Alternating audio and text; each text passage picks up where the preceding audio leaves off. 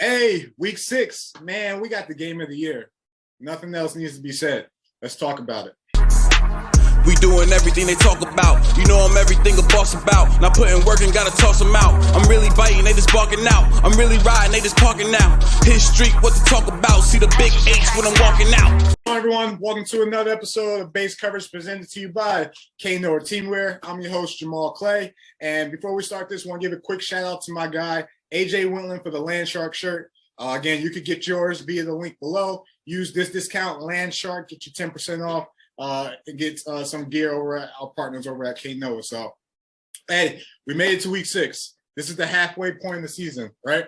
The honeymoon phase is over after this week because after this week, teams start playing each other twice, put a little bit more emphasis and urgency on games, and who's going to make that final push to get into the playoffs in the ELF. So I'm fascinated by the matchups this week. We'll see what happens going forward.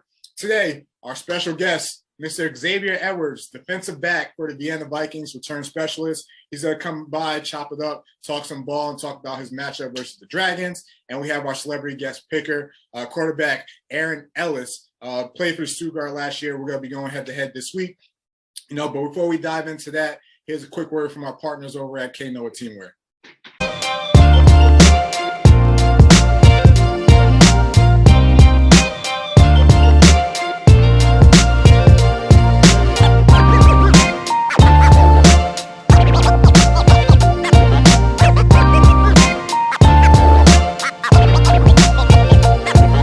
Welcome back, everyone. Today, as I mentioned before, we got a special guest joining our show. Big game this week for this guy right here coming up. We have Xavier Edwards, defensive back, sometimes wide receiver for the Vienna Vikings joining the show. But let's welcome him now, to the show now. Xavier, what's going on, brother? How you doing? I'm doing good. I'm doing good, boss. I appreciate you letting me be on the show. Yeah, most definitely. Hey, man, I would say you're like a Swiss Army knife, but I think that phrase is a little played out now. So I'm gonna just call you, Mr. Satellite right now, based on like your versatility and what you could do offensively, what you could do in return game, what you could do defensively. As we talk a little bit about the ELF, is it what you expected playing in it so far? Yeah, I mean, like I said, from my background, me playing in France, GFL, like I talked about in Braunschweig, it's faster. I like it. I like it a lot. The coaching is more. It's just top level, you know what I mean? I would say, I like how the homegrowns from each team, the teams we've already played, you can tell they got the top guys, you know what I mean? It's not like, oh, he's 21 years old, we'll just throw him in. Like, everybody's grown and, like, ready to go. That's what I love about it, and I think it brings the best out of everybody when you can compete at the highest level. And you mentioned homegrown guys. Vienna is an organization that is known for developing their guys from the youth program all the way up to the national team. And obviously it's paying dividends now in the league in terms of like the success, they're able to have, recruiting for them is easy. It's, go in my backyard and, see the guys we've been working with from the beginning. So being able to develop those guys and what they've become today, and even putting some guys out in the league has showed, their organization that, one of the few that do it the right way over in Europe. Right. But, this is an easy question. Why Vienna? To be honest, it was so easy, as in like you're so welcoming. Coach Calici, Coach Luke, Coach Abdi, my defensive coordinator, Coach Kessler, Coach Mitchell. So it's like Coach Mitchell's from San Diego, California. So like it just brought more it felt more homey for me, you know what I mean?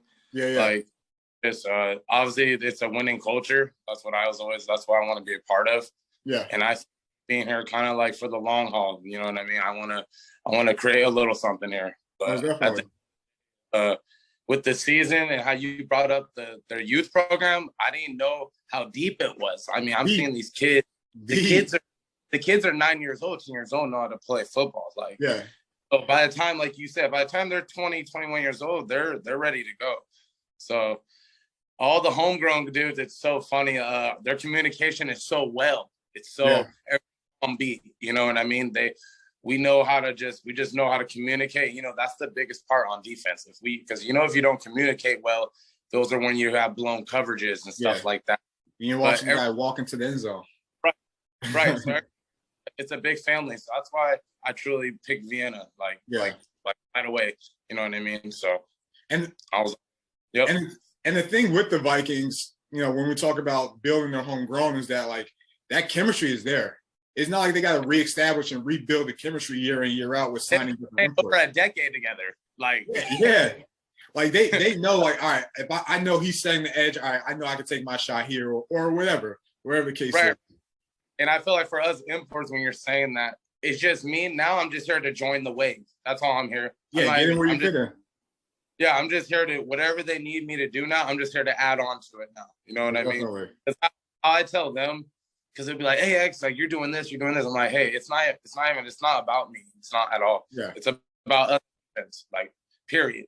Yeah, definitely. I can't do what I do unless you guys do what you do. You know what I mean? So definitely. I love it. It's a straight brotherhood. Yeah. So I'm having a lot. I agree with you there. Hey, so you were signed as a defensive back, and I had Coach Mitchell on, preseason, just talking some ball a little bit. I see what you guys were talking about. It was fun. So I'm thinking they're gonna bring you on. Obviously there were some injuries that happened along the way, and what you guys signed. But I'm thinking they're gonna bring you on to play offense. But you turned out you're playing defense. So my question is to you is, do you like playing offense or defense better? Oh my God, how can I say this? It's so funny because everyone like when you say that, everyone's like, yo, you're there to play defense, and then some guys right there like, yo, I know he's the offensive guy. I've never seen him play. And then they see me, they're like, dude, like, you're doing your thing. Like, I can't. Yeah. For me, for excitement and stuff, I love having the ball in my hand.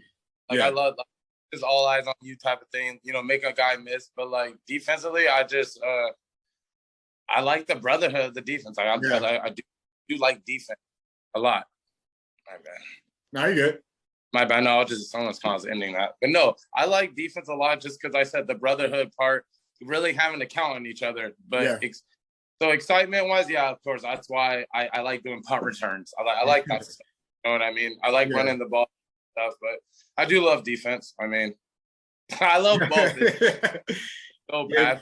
If anything, special teams is another way to get the ball in your hands, which obviously we've seen a little bit this year. But hey, let's dive into this game a little bit because this is the game of the year. Obviously, we're at the halfway mark. This is the first meeting. You guys will see them again later in the season. But we got two undefeated teams going head to head. Saturday night, prime time, at least is what I like to call it. Yep. From watching from afar, looking at this Barcelona team, like, what are your thoughts? What are some of the challenges that they face that they could potentially give you guys? I'm not gonna lie. We've been telling people in practice, that dude's sweet. He's sweet. He's nice. I like him. Yeah. I like him. You know what I mean? Yeah. Great route runner. He's disciplined. You know what I mean? Big Wazoo guy, so I respect him already. So I know he got the knowledge of the game too. You know what I mean? Yeah. So that, and then let's not forget that dude Zach Edwards. Bro. Let's not forget, like, at the end of the day, I think he extends the plays the best to me. Yeah. If you're talking about, okay, you bring 5 or 6 dudes at him, you better get a hold of him because to me he's so slippery. Yeah, exactly. He's got a little. Hey, he can throw it on the run. Nice. Yeah, he's got a little Mahomes in him in the sense, not just like arm talent. And he's savvy. Like he's ready to bring it. Like he's not. You can hit him. You can hit him. Keep hitting him right. He's gonna get up and throw a dime out of nowhere. Yeah, he's ready. Zach's ready to go once he hops off the bus, and you can see his pregame fit. Zach is ready to go from the jump. From the jump. So when we get there, it's it's all business. You know what I mean? We gotta bring. And then me, I tell our defense, we're a bend don't break defense. If you ask me, you might get a couple of yards here and there, but you're gonna work. I promise you that. Yeah, you're gonna work. You know what I mean? So, in the end of the day, though, like I said, I respect Zach Edwards. I'm definitely gonna say what's up to him because we're all good friends. And then guys like Anthony Rodriguez, the nickel safety there. I'm gonna say what up to the boy Nico. It's going to be a lot of fun. I can't wait. I think it's going to be I think this is what everyone's been waiting for, right? The 2 undefeated go head to head. So yeah, I can't wait. It's gonna be exciting. Yeah, and talk about your defense, right? You're bend don't break. You guys have been sound defense, like not really allowing big plays, but being able to control what you can control on that side with who has a big game, if anyone has a big game, but also not letting up a lot of scores. When we look at the past couple of weeks, you got Devin Hextall, big body. You got Malik Stanley, big body, but both were held under 100 yards receiving and no touchdowns. So that's a credit to you guys. Obviously, we mentioned Kyle Sweet's a little bit of a different animal, a little bit more of a short, quicker guy. So in outside, you don't matter. Yeah, it doesn't matter. And obviously, he's the lead receiver in the league right now with 778 yards and 7 touchdowns. You gotta give him his roses. You know what I mean? Most definitely. What's one thing that makes him great? And will we potentially see an Xavier Edwards man-to-man coverage with Kyle Sweet matchup throughout this game?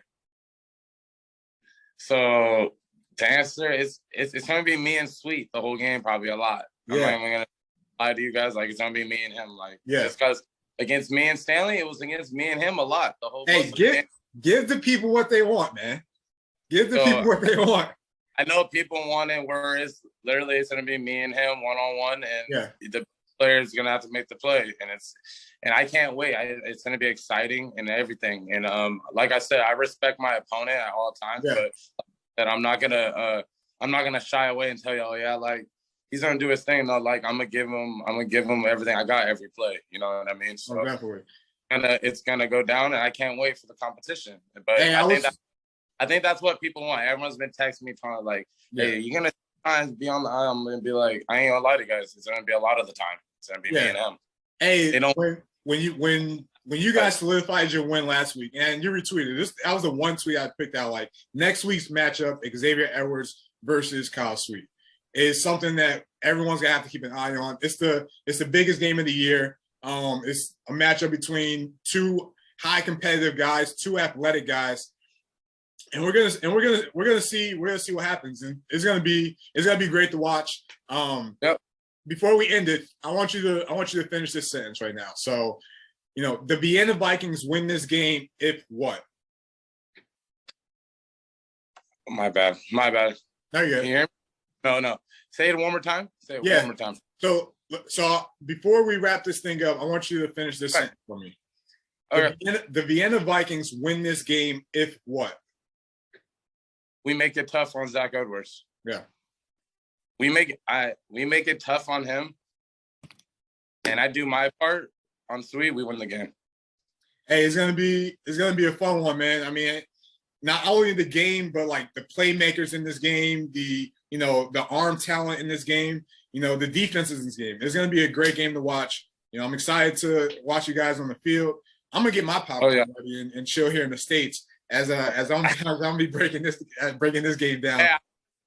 Yeah, I appreciate you putting me on this show, and keep doing your thing, because I support all of it.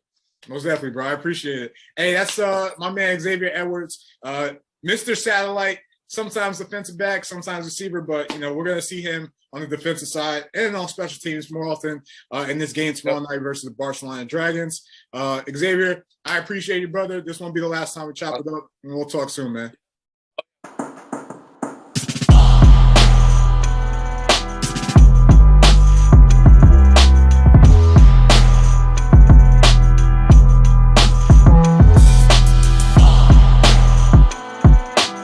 Welcome back, everyone. Let's start diving into the breakdown of the matchups this week. Obviously, Vienna versus Barcelona is the game of the week, but I'm going to save that to the end. The first game I want to talk about, we have the Hamburg Sea Devils versus the Istanbul Rams. So this one, not a good matchup for the Rams, especially on the defensive side with the Sea Devils. That they just have an aggressive attacking defensive line. Their DBs match up well with the Rams offense. I don't know how the Rams are going to be able to generate points up against that defense. I'll be very surprised if they do. On the other side, I think the Rams are going to do whatever they can to not have Glenn Tunga beat them. They're going to probably stack the box with Zachary Blair and those guys, and try to get them to use the perimeter with Lamar Jordan and Gene Constant. But ultimately, I think it's going to be a little bit too much for the Rams. My pick is I'm rolling with the Hamburg Sea Devils. Next one, we have Russell Panthers versus the Berlin Thunder. Both teams who desperately need conference wins here. I think I was impressed by Berlin's secondary last week versus Cologne and how they were able to almost dominate the game. Remember, they kept Quentin Pounce under 100 yards receiving, 0 touchdowns. First time that's happened all year. Rustloff coming off a big loss against Vienna. They're going to look to bounce back. They do get William Lloyd back into the mix. They're going to need that, especially going up against this Berlin Thunder running game with Jock Crawford. Ultimately, I think Berlin takes this game. I think Jock Crawford, Joe Germinario had pretty decent games, not just by passing the ball, but especially in the run plays and creating off breaking plays. I think Berlin's going to win this game. Next, we have Cologne. They travel to play the Rhein Fire in Dusseldorf. Cologne coming off another tough loss. They're looking to reestablish their identity, especially on offense. We have yet to see a good performance by their defense. I know we said they've been better, and yeah, they're better than last year, but they still haven't been great, at least this season in ELF. Ryan coming off a bad loss against Hamburg. Excuse me. Their past 2 games, they've lost a lot in their special teams aspect of it. With Jim Tom Sula's background, I assume that's something that's going to be harped on throughout the year. Not throughout the year, throughout this week in practice, and they're going to be able to get that fixed. I think the Rhein Fire keep a balanced offense attack going against that Cologne defense. I think look for Harlan Kofi to possibly have a breakout game, as Nathaniel Robitaille is going to get a lot of the attention. Matt Adams, I think he'll be able to have a good game. If this gets into a shootout, it could make things interesting. But ultimately, I think the Rhein Fire are going to be a little too much going up against Cologne, so I'm going with Rhein Fire to beat the Centurions. Frankfurt Galaxy traveled to Stuttgart. So we have a new Stuttgart team, a team that's a different identity, a team that has a little bit more speed and be a little bit more athletic. For those who think Randy Schroeder was the problem, that's not the case in my books. I think he actually did a very good job of playing for Stuttgart. Obviously, with injuries, and a couple other things, they decided to go in a different direction. Dante Van Dieven definitely gives them a different aspect in their offense with being able to create with his legs. And just outside Jalen Conwell, they have a lot more speed in their offense, especially if you add Benji Barnes to the mix to be able to create and make things interesting for the Galaxy. Galaxy, obviously, you're losing Josh Pognowski out for the season with injury. They're going to be tested, and it's weird to say, especially, going up against a team that hasn't won one. But I think the athleticism from the Surge has that ability to make things interesting. But I think another week with Reese Horn to get acclimated with the Galaxy offense and Jacob Sullivan, they're not going to lose this game, especially a conference game. I think it'd be somewhat close, but I think the Galaxy take this, and I think the Galaxy's defense is tested, but they're able to ultimately come out and win. Frankfurt Galaxy beat the Stuttgart Surge. Next one we got, as my friend over at That American Football Show, Joe Kilpatrick, would say, this is a fascinating matchup. The Leipzig Kings versus the Raiders of Tyrol, 2 teams that are gaining momentum at the same time. We have a very interesting Kings team that, may not always look pretty, but the past couple weeks have found a way to get it done. The Raiders are a team that's going to try to beat you with 1,000 cuts, hitting you or really testing the middle in their passing game and then waiting for the opportunity to take big shots down the field. Obviously, you got three receiver threats for Sean Shelton and those boys that, whoever he wants to pass to is more than capable than getting the job done. Marcus Schneider had a big game last week. It'll be interesting to see who's up this week for the Kings. But if anything, I think the Kings have the ability to play well against the Raiders offense. I think, William James has been leading that secondary and then making things hard for opposing quarterbacks. He's having a great season. The key factor to this game is going to be Jordan Barlow. If Jordan Barlow is able to have a good game for the Kings, limit the turnovers, cut down on mistakes, I think the Kings will win this, and I think that's ultimately what's going to happen. I think the Kings go to Innsbruck, and they end up beating the Raiders, so I'm picking the Kings this week. Lastly, we've made it to Vienna Vikings traveling to Barcelona. This is the game of the year thus far. Number 1, number 2, both undefeated. Playing for everything that is worth, playing for the number 1 seed in the ELF. And obviously this is one of 2 matchups this season. This is going to have a lot of playoff implications early. for both teams. We're going to see two good quarterbacks with two good arm talents. Zach Edwards is probably the lead candidate for MVP this year, more of an improviser and be able to create with his legs and create off broken plays. And then we have Jackson Erdman, cool, calm, and collected, and will kill you from the pocket. We have a traditional 4-3 defense in Barcelona who's looking to get pressure with their front, with their front seven. And then we have a 3-3-5 stack in the Vienna Vikings. Gives them a little bit more speed and athleticism on that side of the ball, which will fare well in this matchup, especially with the type of offense that Barcelona runs. I think the Vikings have been a sound defense. If they could find a way to keep Zach inside the pocket and, you know, find out where Kyle Sweet is gonna be interesting to see, you know, are able to contain that offense. We spoke with Xavier earlier in the show, and you heard it from him himself.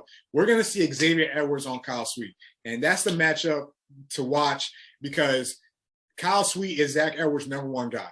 All right, and he's going to be covered man-to-man for the most part of the game by Xavier Edwards. So with that being said, you know, who's going to step up? Mario Flores, Benjamin Plouffe?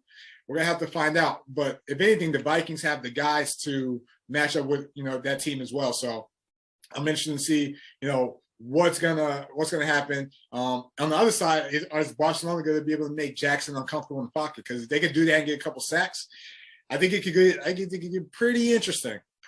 But if anything, Jackson has the ability to beat you throwing the ball. We've seen that throughout this week or throughout the season so far. So it's going to be a fascinating matchup. One of the key factors in this game. How can Coach Danny Mitchell create opportunities for Andrea Botello Moreno, who's returning back to his home country of Spain? I'm sure this is going to be a big one for him.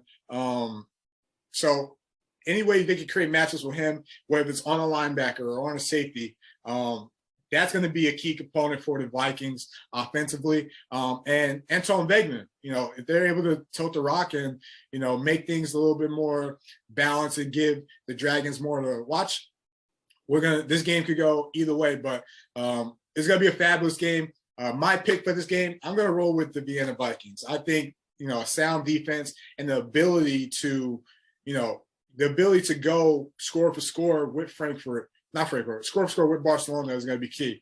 Early in the season, we saw the Dragons and Cologne just go back and forth, and both defenses having trouble. I think the Vikings defense is better. The Vikings defense is definitely better than Cologne's defense, and they can also score at Barcelona. So for me, I am picking the Vienna Vikings to beat the Barcelona Dragons, take the #1 spot in the ELF heading into the first half of the season.